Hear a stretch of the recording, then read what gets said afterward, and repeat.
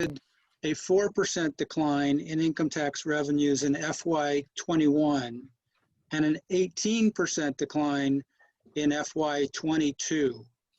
And the reason for that profile is because what we observed after the Great Recession, 2008 to 2010, basically, which started in December of 2007, but we didn't take the big hit on our income tax revenues until fiscal year 2010. So there was quite a lag. And the danger that we want to avoid is becoming complacent now. We say, oh, look, we're doing fine in FY21. We can go ahead and spend as normal, but then suddenly things go off the cliff. So how do you see it for the state, and how do you see that filtering down to the municipal level? Sure. So one of the difficulties all local governments deal with is the timing of your collections. And it makes sense that yours is delayed relative to mine. We budget on a cash basis. You probably do as well. But, you know, effectively, especially for your income tax, the money we get in a quarter, you get about 2 to 3 months later, right? So you have a natural delay there. Right. And this would be especially prevalent for Somerset in areas that have a lesser reliance on wage income and therefore are benefiting more from business income and capital gains income. We do often see more of that revenue when the taxpayer files their tax return, not necessarily throughout the year. So that again kind of pushes that money out relative to when I see it.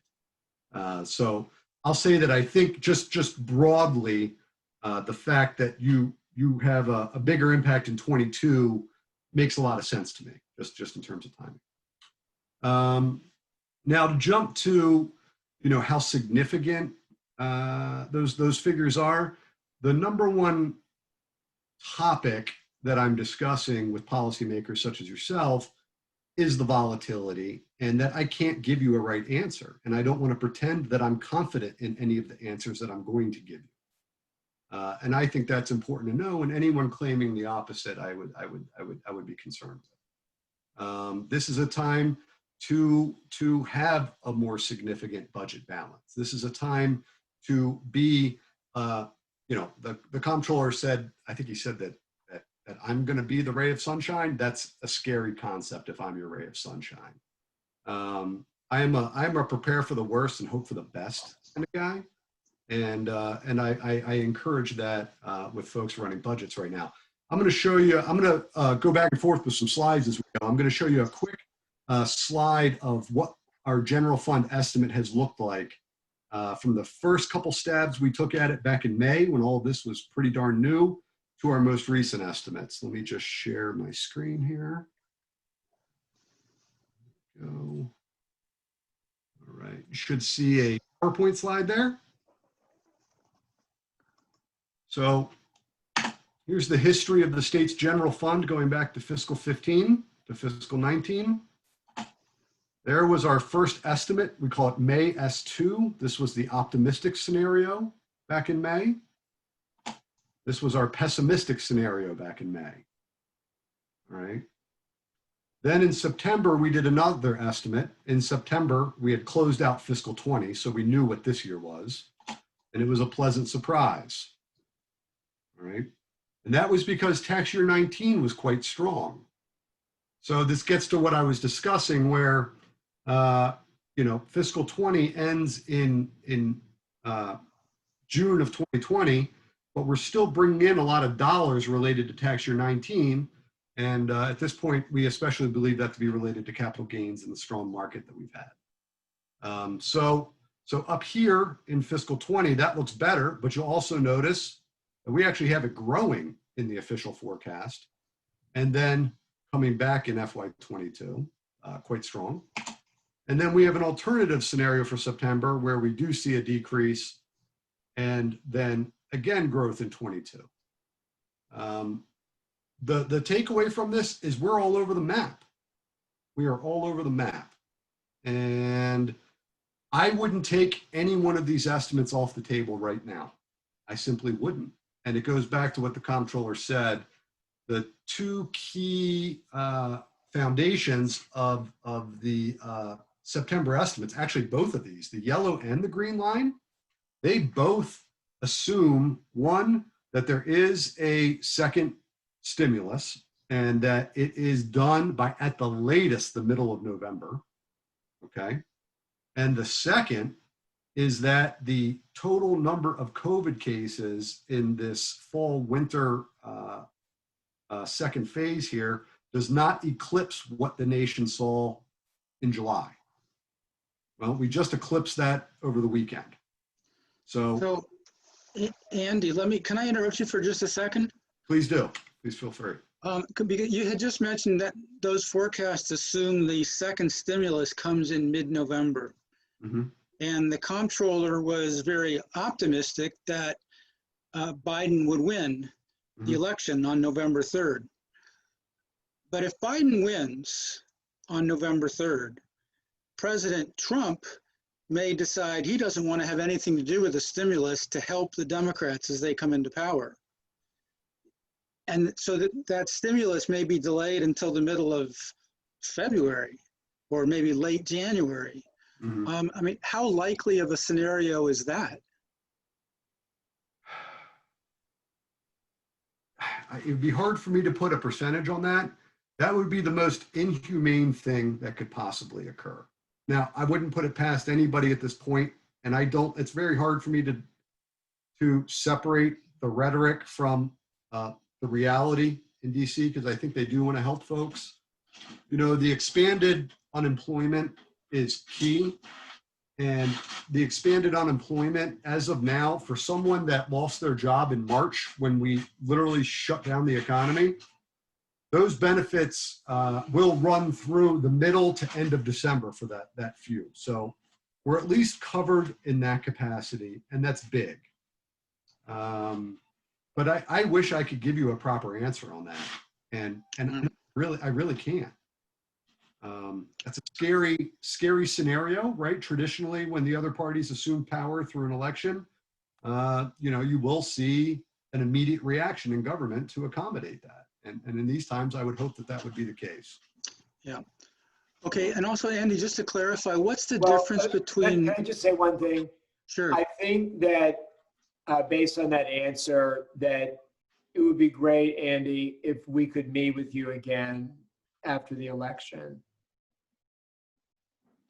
I'd be open to it, sure. You know, I think since it's so uncertain. Okay, I'm sorry, Phil. Go ahead. No, that's okay. Andy, could you just explain again to me, sorry, what was the difference between the May S2 and the May S4 forecast? Sure. The S2 and the S4 simply had differences in the benefits of the stimulus, in how well they were orchestrated and the performance. The S4 assumed a very significant second wave that would lead to additional business closures and forced business closures. Okay. Okay. So that's really the principal difference there. Now I'll say S2 did not contemplate that the fiscal stimulus, the both from Congress as well as the monetary stimulus would be as successful as they were. And if you don't mind, I'd love to show a chart that really illustrates how they've been successful, because this is just incredibly meaningful. Start over here to this one. This is, oh, I'm sorry, I'm not sharing yet. Here we go. This is the most important source of revenue for the state of Maryland is our income tax withholding. And this is a great source of data for me because I basically get real-time information as to how wages are performing in the economy. And it's broken down by what's contribution to year-over-year growth. So it's not to say that, you know, this one declined 0.3% accommodation and food services, but it balances how that industry is doing as well as how significant that industry is to the total picture. So it helps me put things into the scale of where things matter. Accommodation and food services, just as an FYI, is down 18% in terms of wages. Okay. But what you see over here on this other end is state government is a huge, and that's not because state government's paying me much more money. It is the unemployment insurance. So the unemployment insurance runs through state government, and there is tax due on unemployment insurance. A lot of folks don't know that. It is a taxable source of income, and we do withhold for it. So what you'll notice is that the majority of industries are growing. How can this be? This is just contrary to any sort of common sense. And what has happened is that the stimulus, both through the unemployment insurance, the $600 benefits, as well as the extension of it, and the application of it to workers who it wouldn't have applied to before, like contractual workers, which are a big deal in Montgomery County and especially in Maryland, can qualify and are receiving benefits. But the stimulus, the checks as well that went out to households, right? So we have flooded the economy with a tremendous amount of new money. And in all actuality, that flooding has enabled the recession to be contained within the directly impacted industries and professions. So it is really contained at this point in time in the forward-facing service industries, right? Job losses have occurred throughout the economy, no doubt. But even in a place like, say, professional and technical services, which is your scientists and your lawyers, there have been a loss of jobs in those industries, but those jobs are at the lower end and they're the receptionist at the business, right? So it really has been successful in containing the impact of coronavirus on the economy to date. Now, and that's why I argue that we certainly need that second stimulus, is because that ability to contain is the key, and the strength of that containment is going to wane with each given day that goes past. So that's why that second stimulus is so important. Can I jump in and ask a quick question, Andy? It's really interesting to see the positive impact that the stimulus had, and I appreciate you sort of breaking it out between the extended unemployment benefits versus the stimulus checks, because I thought a lot of feedback right away was that there was mixed results on the stimulus checks themselves, and that a lot of people were putting it into their savings account as opposed to putting it back directly into the economy. Is that sort of a short-term thing that over the months now we've seen people have dipped into that and then spent it? Or I guess, I don't know if you have anything that you could speak to that. Sure. It's a mixed bag. First of all, investment is very good for the economy. So the fact that folks are putting it into, there's been a lot of news about, what's the app? Robinhood. There are more small stock investors now than ever. I would argue that's a pretty darn good thing. Owning capital is an important part of creating wealth in America. But a lot of it has gone towards paying down debt. Actually, many consumers, if you look at the Federal Reserve keeps a track of the household balance sheets, and they also keep a track of the amount of credit card debt outstanding. It's gone down significantly since those checks went out.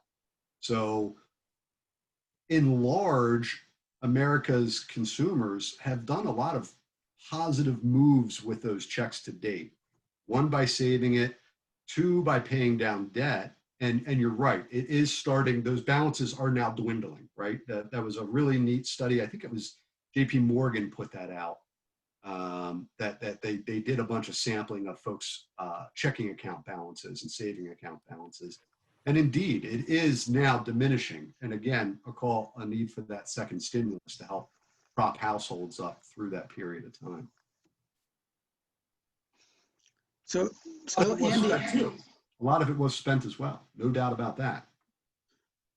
how do you see this filtering down now to the municipal level, to towns like Somerset. What's going to happen to the income tax revenues that we collect?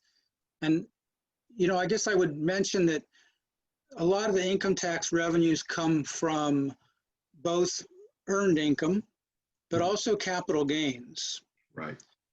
And so I'm just wondering how that state picture affects Somerset and other similar municipalities, of course. Sure. And again, I'm going to keep jumping around screens here. And, you know, the short answer here is that unfortunately, the work that I do for the state as a whole, I don't think is extremely applicable to Somerset. Yeah. And I sent you this one in a PDF, and it just shows average income going back to 2004. So you can kind of see what happened in the Great Recession and then the rebound and so on and so forth. And, you know, despite the difference in level, it really comes down to the volatility there, right? And, you know, the standard deviation of your growth rate each year is 12%. That's extremely difficult to model. Yeah. Jump to the next page here.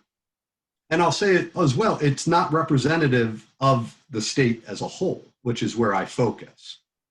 I think I made a note in that Word document I sent back. I thought this was kind of interesting. Yeah, that's a really interesting slide. In Somerset, 91% of the income tax is derived from households with more than 250,000 in income, compared to 36% statewide. And 91% from 250K up, you said? yep, 91% of your revenue comes from households with 250,000 or more in income. Yeah, Wow. maybe That's 36% statewide. And the reason that's important proxy, I don't know what capital gains are right away. I don't know what business income is right away. I get that data from the IRS and it lags significantly. But you know, the reality is once you get over 250,000 in income, it is very likely that more than half of that income is coming from a combination of business income and capital gains.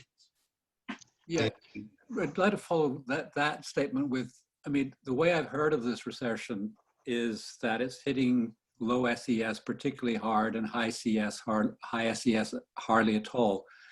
Do you know if that's true in Maryland? That seems to be the case in Maryland. Yeah, because I mean, it would imply that Somerset, which is high SES, is not actually being hit very much. That's right. Very dumb question, Robin. What's SES? Socioeconomic status. I Oh, mean, okay. we're wealthy, that's high SES, okay? Okay. So It's also known as a K-shaped recovery, with the well-off doing well and the poor-off doing worse. that's right. Well, and because the reality is, as they have, every one of those unemployment insurance dollars is going to find its way into the profit of a corporation and therefore into a shareholder, right? That is how it works. And, you know, that's why the market has been propped up. And that would be the positive for your revenue, right? To the extent of your capital gains, nobody can estimate what capital gains are going to be. I have a very sound econometric model that it has a very high, what's called an R squared. It means it's, you know, it's a great model, scientifically very sound. The standard error on that model is 35%. So it's really great if you're open to a huge bind there. You know, I use the stock market as a predictor. Generally, when the market's up, capital gains are up. That's as good as I can tell you. Okay, I can't tell you how much.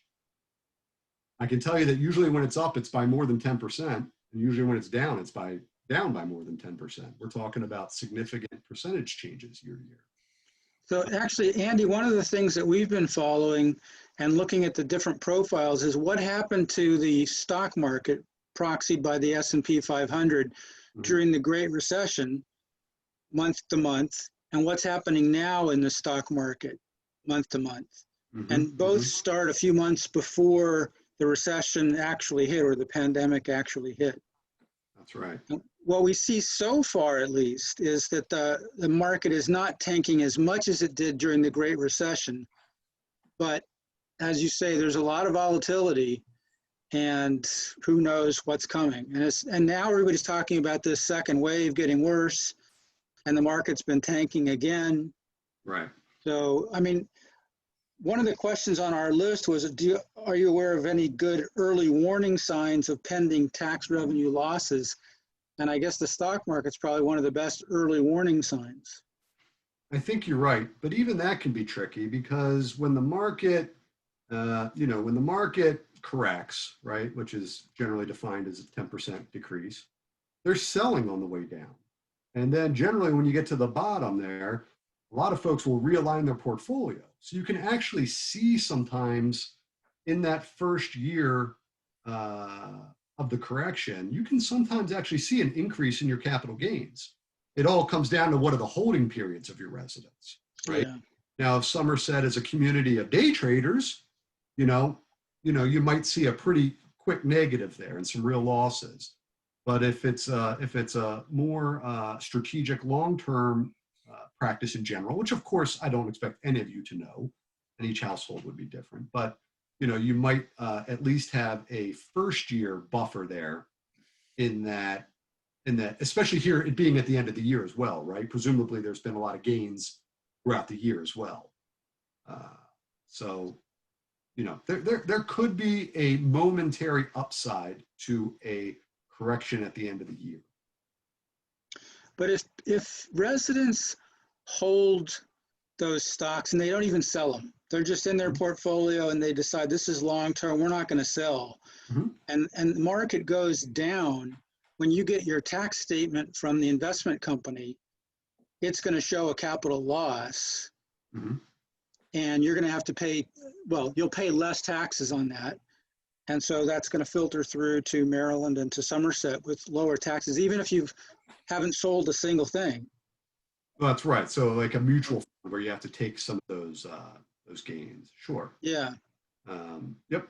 Nope. You could see that. Absolutely. And again, not knowing the passivity of the traders or folks Right. in your neighborhood, I couldn't really speak to that. I will say, and I think that this chart here, I indexed it to 2009 just because I think that's a good way to do a comparison. But you can see that 2016, you all see a huge increase in the trend of income growth. You build on that in 2017, you come back in 18, but the one thing that we all know occurred in 16 was after the Trump election, the market just went bonkers there at the end of the year, and then sustained that into 2017. And that is a technical term, by the way, bonkers. It's been quite good, but that also helps explain your decrease there.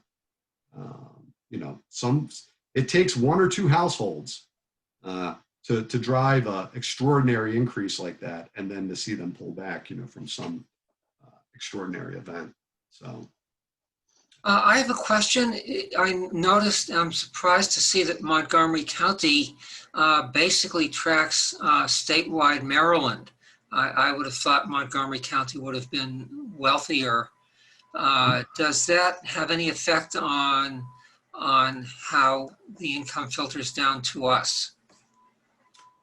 It doesn't affect you other than the fact that Montgomery County as a whole, the economy has slowed relative to before the Great Recession. That's a very real thing, certainly at the average level. So, to the extent that your jurisdiction's revenues are impacted by the county's economics, you're impacted. But my guess is that the income levels I see, much more of what's being earned in Somerset is related to the national economy relative to the Montgomery economy. So the short there would be no, I don't think you're directly affected by Montgomery County's slower pace of growth than what they're accustomed to. It's interesting that Somerset is the only one of those three where the standard deviation is higher than the median growth rate, showing that volatility. So to be clear, that makes it extremely difficult for you all to estimate your revenues. Yeah. Even absent COVID, I would encourage you to therefore have a stronger buffer. Just Right. in general. Yeah, It's always been like that, right, Phil? And Yeah, that's why yeah. Phil, we've known that for a long time. Okay. and Phil and Robin have been, and others have advocated all these built-in buffers for us. Mhm.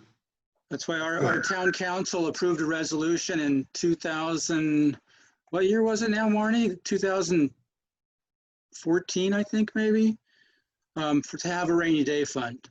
So, and building that up, and our long-term target is to get that to 12 months of operating expenditures. And we're at about 9 months now, 8.5, 9 months. That would likely get you through most any. Yeah, that's great. That's Yeah. great. At the state, we've recognized that as well. Again, it's less pronounced for us because again, my base is, I don't have to deal with I have the volatility of capital gains and business income to deal with, but it's just much less, it's much watered down by the broader population. So it's less. Yeah. There's about 10% of the income tax I struggle with forecasting, and I actually worked with the legislature to pass a bill that automatically puts some extra money into our rainy day fund when we're in a boom period, and kind of keeps it there to use when we eventually turn down. Another question that we had on the list here, and you may not have this data, but let me ask just in case. It would be really helpful in forecasting revenue if we knew, even by broad categories, what occupations Somerset residents had, without revealing obviously any confidential information, or not individual by individual, but in broad ranges. That would help us maybe figure out the sources of the revenue and how volatile they are, how subject to the pandemic they are. Sure. Does that information exist at all? It doesn't at my level. No, it's not something that Okay. we're Okay. working to build that, because in theory I could at least know the W-2s, right? We get W-2s. Right. I don't necessarily have the industry codes for all the companies, but we're working to bring together some disparate sources, and maybe we'll be able to create that. That would benefit us as well, and it is a priority. Yeah. We're probably a year or two away from. And the kind of thing we want to know is, small business owners in town, who are our most vulnerable, who are being hit. That's really, because that then helps us to predict what revenue is going to be in a future year if we know that. It would be interesting, and maybe you all could do this since you have about 400 households, I believe. That's right. Maybe you could do a Survey Monkey. Maybe people would give you just a thumbs up or a thumbs down, or a scale of 1 to 10. That might help you if folks were willing to do it. Yeah, my concern with Survey Monkey is it's not very scientific or random. No, that's right. You'd have some in there for sure. Yeah. It has its limitations. I mean, it's a really useful tool. My older son used to work for them, so, but yeah, it's not scientific, so I wouldn't want to rely too heavily on those results.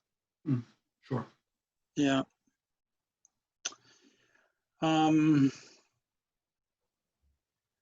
Robin, you had a question that I thought was interesting. Do you want to ask that one about the 2017 tax law?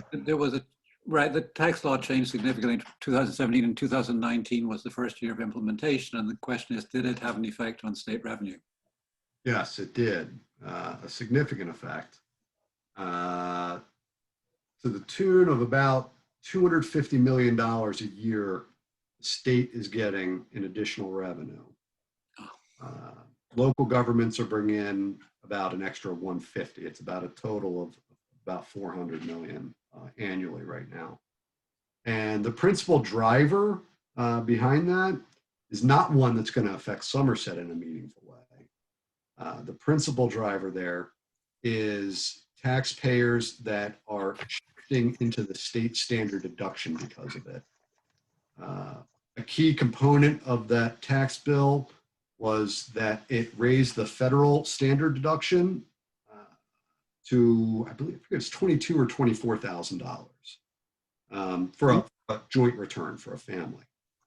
And so, you know, if you were somebody that itemized your deductions at about $17,000 were your itemized deductions before, which is the average middle class, lower middle class itemized deduction is at that level, you would now take that federal standard deduction. You win on your federal taxes, but state law says that if you take the federal standard, you have to take the state standard deduction. The state standard deduction is only $4,000. So you may have had a net benefit altogether because of that choice, but the state does get more tax revenue. That's exactly what happened to me, by the way. Is it? To be Yeah. personal, yeah. I paid much less in federal taxes, but I paid more in state taxes, but the net was positive. Right. Yep. Right. So that factor explained the majority of the state's revenue increase, and I would assume that's not happening to a large degree at Somerset, simply because I would imagine your mortgage interest deductions put you well into the neighborhood of being able to itemize. Yeah, okay. But then there were also reductions in other itemized deductions, and that is filtering through to you. But again, yeah, I wouldn't expect you to benefit from the component that has been the largest revenue windfall. So, I mean, overall, we may see a small gain, but not necessarily, is what you're saying. Right. That's right. That's right. Why wouldn't some of the state income tax collected get passed down to Somerset? Well, it's just simply, you know, Somerset gets what, 17% of the local Right. Yes. So that's it. You're just not in this case because I don't think you have a lot of people that would be switching from itemized to standard. That's the only reason I would say that you're not. That. Well, yeah, that's the question, I guess. Is there a way to, maybe not for now, but I'm just curious, could we ever figure that out? We could look at, you know, I could, sometime in January, I could run something for you that would tell you what share of your population is doing itemized deductions. And how it's changed over time, right? Yeah, and you know, there is something in what I sent you that could be a bit of a clue too. Let me see. I'm gonna share that now. Come on, Zoom, work with me. Go.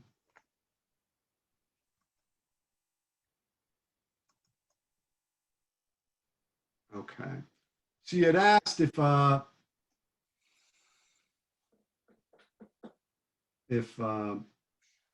could break out some of your tax base into some income cohorts. Right. For the last 4 years. And, you know, you have your income, right? So when you're filing your taxes, it's really as simple as it sounds, just a sum of all of your sources of income. Oh, let me make that bigger. I'm sorry. I realize this must be really hard. All right. Can you guys see that okay? Yeah, so the average AGI for Somerset in 2018 was 429,600. That's right. So after your deductions and, you know, a few other tax preference items, you get to what's called the net taxable income. And that's what you apply your tax rates to. And so another way to see this, because the way that the federal law would have changed your deductions in Maryland, you might see that here. So in 2018, the average net taxable income was 88.6% of the AGI. It was 88% in 2017 and 87.2 in 2016. So I can't tell you right off the bat that increase in that percentage is entirely due to the TCJA and the flow through of that. but I'll bet that plays a part in it. So we have higher net income relative to gross. And that means lower deductions, Correct. or sorry, higher deductions. Higher net income would be higher deductions, right?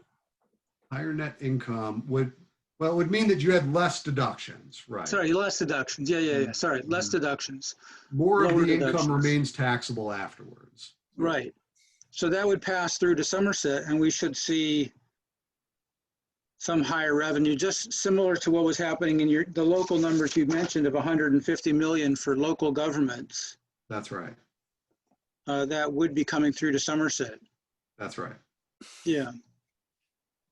And that number can jump around for a whole host of reasons, right? It depends on what folks, Sure. what kind of deductions they're taking, what. Yeah. their Other name, circumstances so on and so forth. change. Right. Yeah. But all in all, the federal tax law could only help you in this way. It really couldn't hurt you.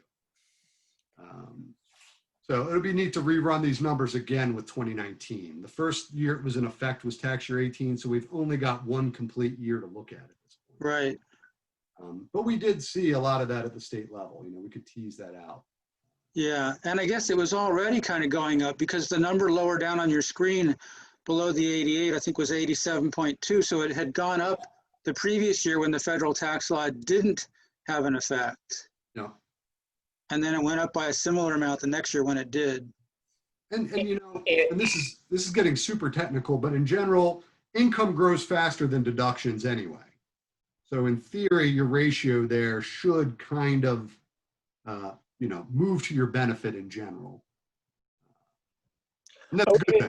Very good thing. I want to ask a question that I think we often ask is, so that especially for the benefit of the newer people on the call, is what controls do you have in place to assure that you are capturing all of our taxpayers? Because some people don't check that box. Some people list their address, I think, as their account. Like I check the box, but my address is listed as care of my accountant in Silver Spring.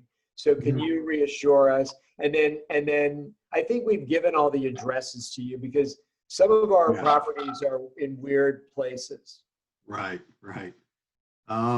That's right. So it is very difficult to make sure that we're getting the income taxes to the right place. And we've had some issues of our own in the past with the system that we've corrected.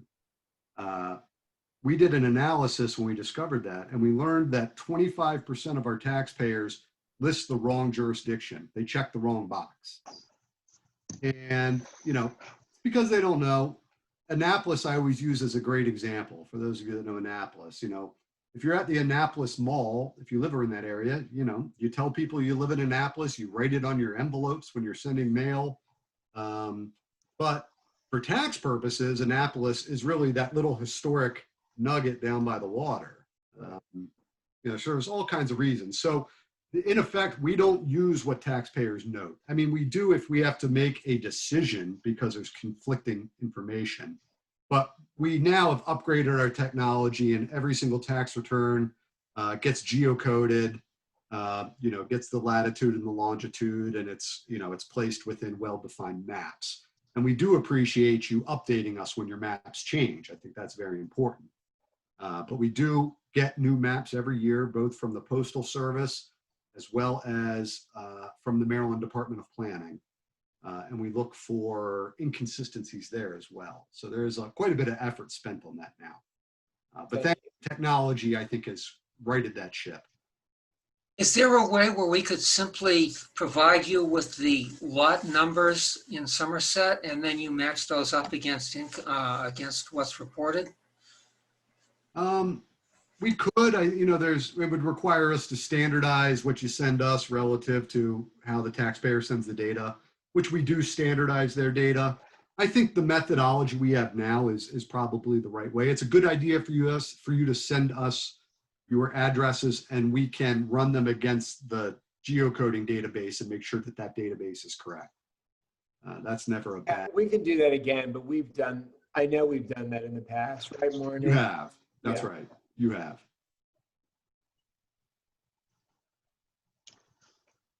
So lots of uncertainty then. That's right. You know, and I don't want to be dishonest about what I can tell you. Yeah. I can't go much further than that. The comptroller had mentioned that your new forecasts will come out sometime in December. Correct. Is that going to be early, mid, late December? And when can you share them with us? We haven't set the date yet. It'll likely be within the second week of December is typically when we go there. That estimate we do is what the governor has to use to fine tune the budget before they introduce it to the legislature in January. So it's critical we get that early in December. So at that point, and it'll all be made publicly. Public. And in that one, we do a more robust report. So there'll be quite a bit of documentation explaining why we've done what we've done. And that's going to cover which years, that forecast? It will cover the current year fiscal 21, the budget year fiscal 22. Those are the only numbers that we're allowed to cover officially, but we will put out planning numbers that go out another 4 years. Oh. And do you announce those publicly? I wouldn't say, we put them in a document. Yes. Okay. And can we get a copy of that document? I mean, Matt can get it and share it with us? Yep, absolutely. It'll be on our website. We try to be as transparent as possible. Oh, okay, great. Yeah. Because that would help us when we do our 5-year planning. And we've actually now converted or modified our budget planning so that we're doing it every quarter instead of every year now because of the pandemic, to make sure we're on top of things. That's probably a very good idea. Yeah. Andy, would it be possible for us to get together again, say in January, after you've done your forecast and after the holidays? Sure. Yeah, I'd be happy to. And once all the election results are out. Oh, you expect them out by January, do you, Jeffrey? Hopefully by January 20th. Oh my goodness. It is, comptroller keeps telling everybody I'm going to know everything by December. So Phil, do you feel like we've covered all the ground we need to cover today? I think we have, yes. And again, Andy, I can't thank you enough for taking the time to explain everything to us. You did a great job explaining it clearly. Okay, Really thank you. appreciate it. Yes, I thank you. appreciate you guys. We're so glad you're still working for the comptroller. We're working again. Yes, thank you, thank you, thank you. I was very happy to come back. I missed it almost immediately. It's one of those things where you kind of know. Had to happen, but glad to be back. So I will stop sharing my screen there, and yes, I'd be happy to have further conversations with you all. You guys just let me know. Thanks. Okay, sounds good. There we Thanks, go. Andy. There's my stop share. There we Mayor go. Slavin, anything else that you want to say before we? Thank you for the committee. Thank you for everybody, council members, everybody. We thank you too. We've got a Thanks, question Emily. we seem to have a question from Jack Frink. Hi, just a very quick comment. My income's going to go down by probably 60% next year because of the stimulus package. And many retired people that do not have to pay RMDs in 2020 are going to have their taxable income decrease substantially. And so for your planning purposes, the number of retired people in Somerset may affect your projections. The state projections as well, perhaps. But not paying any RMDs for 2020 is making a huge impact on dropping my income. That's interesting. So that is statewide about 5% of total income. Not just say it's all RMD, but just taxable distributions from retirement accounts. And you're right. That's My accountant suggested I not take it this year, so yeah. my income's going to go down substantially, and it may affect the Somerset projections and the state projections. Yeah. Yeah, that's a good point. That's often left out of the calculation there. And honestly, I hadn't been considering that. I appreciate you bringing that up, and we will. But I'm not sure how many retired people we have, really. I'm retired. I'm retired. Buy a Well, sample Andy, I here, want to though. thank you for doing Like such I a said, good you job. all are, and you have the time to be on the committee, but I don't think we have, No. have, out of the 415 households, Mhm, it's a very low percentage. mhm. Yeah. And that's my point. If you're serving on a committee, it's a bias sample. Yes, Right, it's a bias sample, right? that's right. Well, thanks again. Yeah, sure. Very nice to hear you're an economist. Not practicing anymore. Oh, I'm sure you're still Well, yes, right along up there with it. Just practicing at a local level. your skills as a council member. That's right. Okay. All right. Well, thank you all. Okay. Okay, Thank bye. Thanks, you. Andy. Thanks, Thank Emily. you, Emily. Bye-bye. Bye-bye. Thank you, Budget Committee. Thanks, Matt, for organizing that. Bye. Thank you, Mayor Slavin. That was all him. Yep. Okay. What's Jeffrey?